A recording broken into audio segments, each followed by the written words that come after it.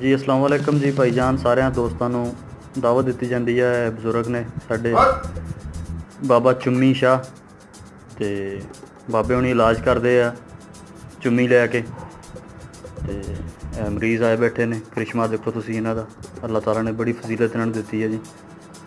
ਤੇ ਇਹ ਮਰੀਜ਼ ਆ ਜੀ ਮਾਸ਼ਾਅੱਲਾ, ਅੱਲਾਹ ਤਾਲਾ ਨੂੰ ਸਿਹਤ ਤੰਦਰੁਸਤੀ ਦੇਵੇ। की दुख तकलीफ आ बाबा जी आ गया हाथ बड़ा दर्द करता ऊपर चढ़ा बहुत ज्यादा दर्द हथ दर्द करदा बचड़ा जी मुट्ठी बंद बोल कर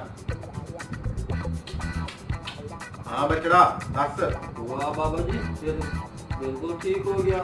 हाँ बचड़ा बाबे हुनी सारा कुछ चुम्मी दे नाल ठीक करदे ने। चुम्मी दे नाल सिर ही बहुत दर्द करता सिर दर्द करदा बचड़ा जी अगे आ जा अगे आ जा उस्ताद अगे आ जा। हाँ बचड़ा वाह बाबा जी ये तो बिल्कुल ठीक हो गया। हाँ बचड़ा बाबा हर मर्ज दा इलाज चुम्मी दे नाल करदा है। ਬਾਬਾ ਜੀ ਬਵਾਸੀਰ ਦਾ ਵੀ ਕਰਦੇ ਹੋ ਇਲਾਜ? वो तेरा भला होगा।